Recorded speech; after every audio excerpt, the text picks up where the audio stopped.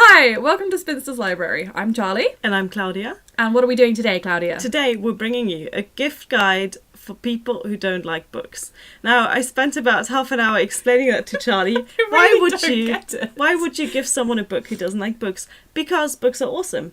Yes. And if you can give someone a book that they wouldn't normally pick up but that they will still enjoy, then that's a good thing. I still think you should probably give them something that, But they will enjoy these books. That's the whole point of this. Yes. These are books or book-shaped objects, to be more specific, that people will enjoy even if they don't like reading literature.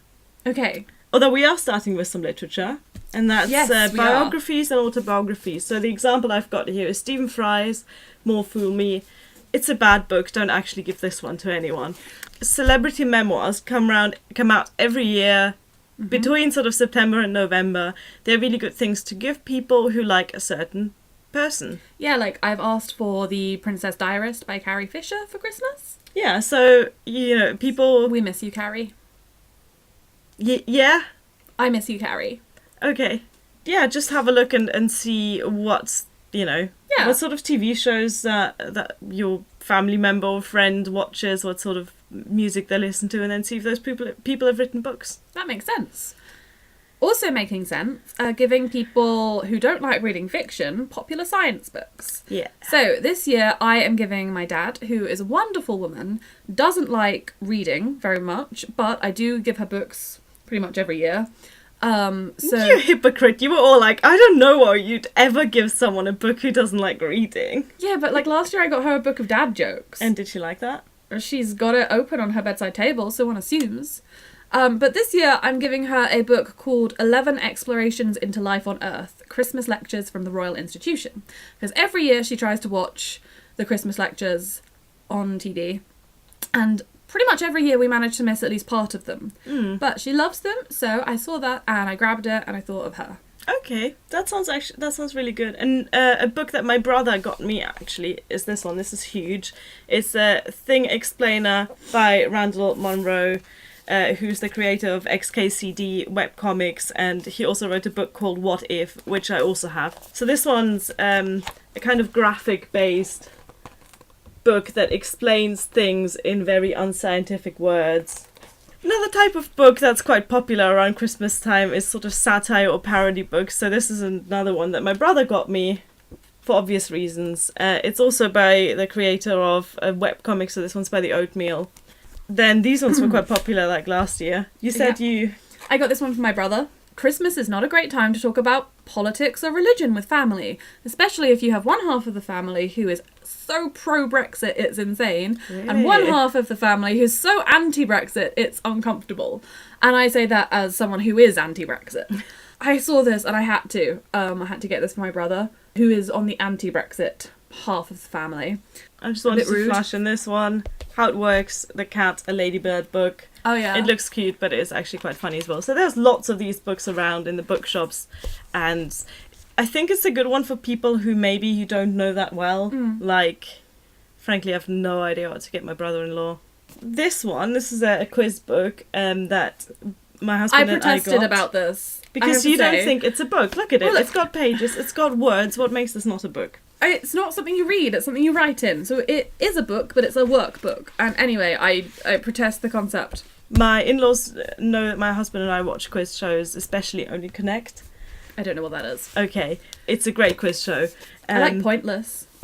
Yeah, so it's kind of for those people who like that kind of thing. It's just got quizzes in it. You can, share that with people. You can read those out at Christmas and try and solve them. That's another really neat thing. Partner's mother loves books like that.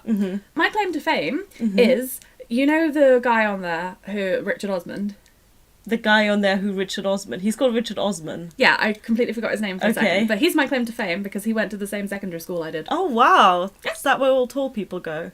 I'm not that tall. This is another book that I got for Christmas once. This is by Neil Gaiman and illustrated by Chris Riddle. I'm sure most of you will have seen this, The Sleeper and the Spindle. I hadn't actually seen it, but it looks beautiful, and I just want to stroke it. I think you might enjoy it. It's sort of a retelling of Snow White / Sleeping Beauty, but more interesting. Like, those illustrations, they are gorgeous. They're really nice. They're black and white with some gold in there. And yeah, I think people will enjoy this who don't, normally like books, but who enjoy art and who enjoy looking at beautiful things. Yeah, that's nice. So in the same vein, again, most of you will know this, Harry Potter and the Philosopher's Stone illustrated editions. A lot of people grew up with Harry Potter, read Harry Potter as children, then stopped reading. The Chamber of Secrets is out now, isn't it? No, actually, The Prisoner of Azkaban. Chamber of Secrets was last year, and then this was the year before that. Are they doing one every year? Well, I don't know how they could, because the Goblet of Fire is really long. Not as long as the Order of the Phoenix. Yeah, so crazy. I'm kind of hoping that they'll keep up with it, but who knows? Not that one. Not that one. Yes, one. So that brings us on to the sort of section we've called it Show Off Classics. Yeah.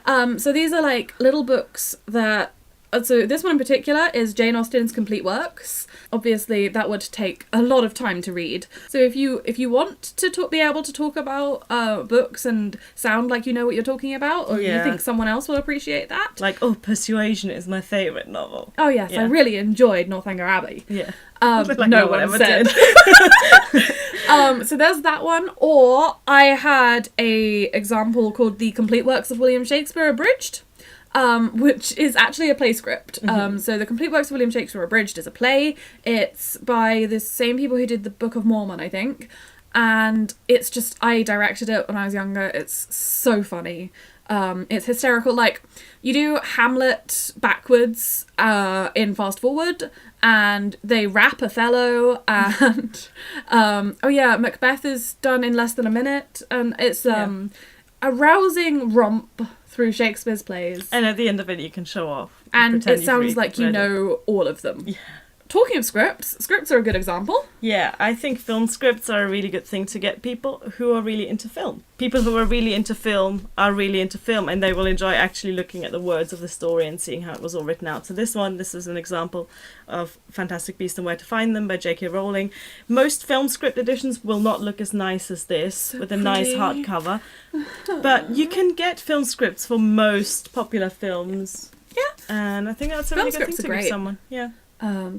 They're actually very quick reads as well, because you don't have all that boring fancy prose, right? Problems. These are some ideas, things to give to people who don't like books, but they will like these books. So if you too want to press your likes onto someone else, that's what Christmas is all to about. conform to what you want. Merry Christmas! Ah. Thank you for watching. Bye. Bye.